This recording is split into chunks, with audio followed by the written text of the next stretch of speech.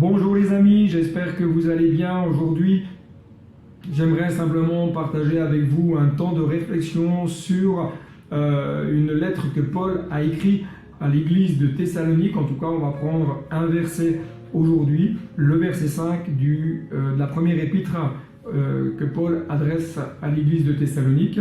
Et dans ce temps de réflexion, on se rend compte que le fait bien qu'approfondir la parole de Dieu, l'étudier, la méditer, l'approfondir, sont des approches qui sont totalement justes et très importantes, parce que c'est en prenant du temps de la méditation, de l'approfondissement des Saintes Écritures qu'on apprend à connaître Dieu, qu'on apprend à connaître son cœur, qu'on apprend à connaître sa pensée, qu'on apprend à connaître sa volonté, à mieux comprendre le sens de pourquoi tel texte a été écrit, à qui il s'adresse, etc.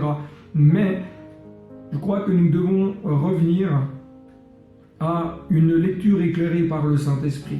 Pas simplement une lecture intellectuelle, à une lecture inspirée par le Saint-Esprit, à un partage du message de l'Évangile, non pas d'une façon intellectuelle, mais avec une puissance, la puissance du Saint-Esprit. N'oublions pas que ce qui va toucher les cœurs, ce n'est pas l'intellectualisme, ce n'est pas l'humanisme, ce n'est pas les discours éloquents, c'est ce qui va toucher les cœurs, ce qui va impacter des vies, ce qui va amener des cœurs à se tourner vers Christ, c'est la puissance du Saint-Esprit, c'est l'action de l'Esprit dans un cœur, puisque c'est le Saint-Esprit qui convainc de péché, de justice, de vérité et de jugement. Je crois que même si un enfant prêchait l'Évangile, avec onction, des cœurs se convertiraient, puisque l'onction de Dieu, l'action du Saint-Esprit interviendrait pour que des vies soient interpellées. Cet enfant pourrait devenir un instrument de grâce entre les mains de Dieu. C'est pourquoi je crois qu'il est temps pour chacun et chacune de témoigner de l'amour de Jésus avec l'onction du Saint-Esprit. Pas simplement partager l'amour de Jésus pour dire j'ai rempli ma tâche quotidienne, mais de devenir un témoin, un disciple de Jésus qui parle avec l'onction, qui va être inspiré dans les paroles qu'il va partager, qu'il va recevoir peut-être même des paroles de connaissance, le discernement des esprits, pour permettre à la personne qui ne connaît pas Jésus de pouvoir être libre, sortir de ces situations, de sa prison. Il est temps que nous puissions partager l'évangile avec cette puissance qui vient d'en haut. Dans le grec, c'est le dynamis. Et dynamis, dans le grec, ça nous parle de miracle, de force et de capacité. Nous ne devons plus annoncer l'évangile sans puissance. Ce qui va faire la différence, c'est la puissance d'en haut, le dynamis de Dieu. C'est l'onction du Saint-Esprit qui amène une confirmation de la parole par des miracles, des signes et des prodiges. Il est temps que nous puissions prier pour les malades. Prier pour les malades pour que la gloire de Dieu se manifeste. Prier pour les malades afin qu'ils trouvent en Jésus la guérison. Prier avec autorité. Guérissez, Jésus va dire. Guérissez les malades. Délivrez ceux qui sont opprimés par toutes sortes d'esprits méchants, d'esprits mauvais. Nous avons besoin du Saint-Esprit pour exercer notre mandat. Charles Haddon Spurgeon a dit ceci: ce qui faisait la puissance de l'Église apostolique, c'est que le Saint-Esprit coulait à flot sur elle. Le Saint-Esprit coule-t-il encore à flot dans votre vie? Le Saint-Esprit coule-t-il à flot dans votre Église? C'est une question importante à se poser.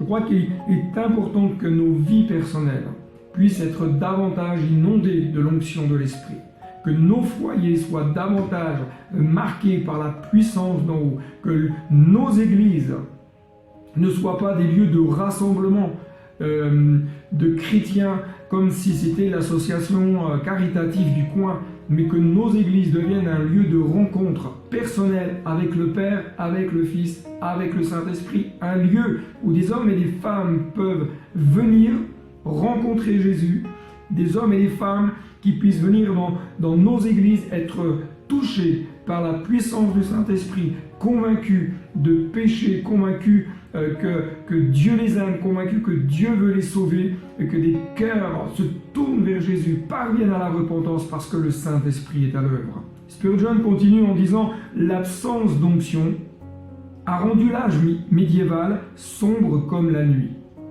Les hommes s'attachaient aux mots et aux préceptes, mais oubliaient l'esprit. » Chers amis, malheureusement, je crois que notre pays de France est de nouveau frappé par cette même problématique. Les églises également sont touchées par cette même problématique. Aujourd'hui, combien critiquent ceux qui ont soif de voir plus de l'action de Dieu. On critique ceux qui ont soif de voir la gloire de Dieu se manifester au sein de leur vie et au sein de leurs églises. On critique ceux qui vont guérir les malades comme Jésus l'a demandé. On critique ceux qui veulent simplement que des personnes soient délivrées de toute forme d'esprit d'oppression, de captivité ou autre. Mais en agissant ainsi, en laissant ces raisonnements prendre le dessus, nous laissons d'épaisses ténèbres s'installer tranquillement dans les cœurs et dans les vies. Spurgeon continue en disant « C'est le retour de cette inestimable bénédiction, c'est-à-dire cette vie d'onction, qui a suscité les vrais réveils. L'œuvre de l'Esprit éternel, la présence de Christ au milieu de son peuple, le Fils de la justice, déployait ses ailes sous lesquelles était la guérison.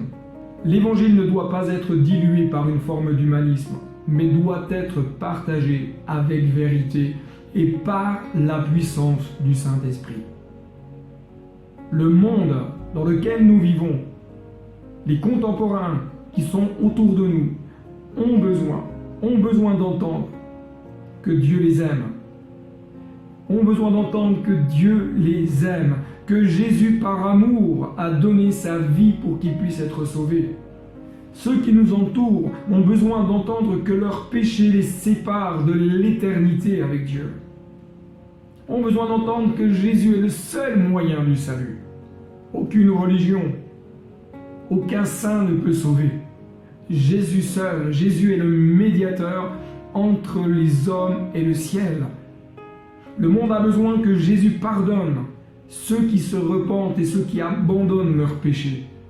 Le monde a besoin d'entendre que la guérison est disponible encore aujourd'hui pour tous ceux qui viennent toucher simplement le bord du vêtement de Jésus. Jésus a tout accompli pour le salut, mais également pour notre guérison.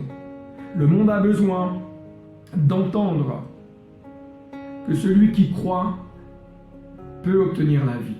Celui qui croit verra la gloire de Dieu. Cherchez davantage. Je vous encourage à chercher davantage le cœur de Dieu. Je vous encourage à laisser le Saint-Esprit vous embraser tout à nouveau, à laisser la puissance d'en haut venir vous embraser tout à nouveau. Recherchez davantage le cœur de Dieu.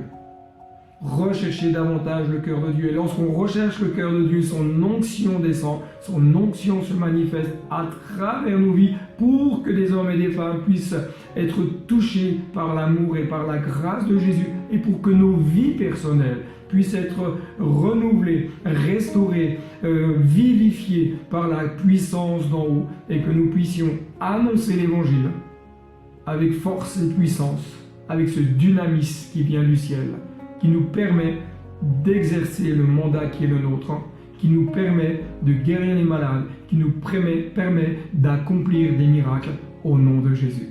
Que Dieu vous bénisse.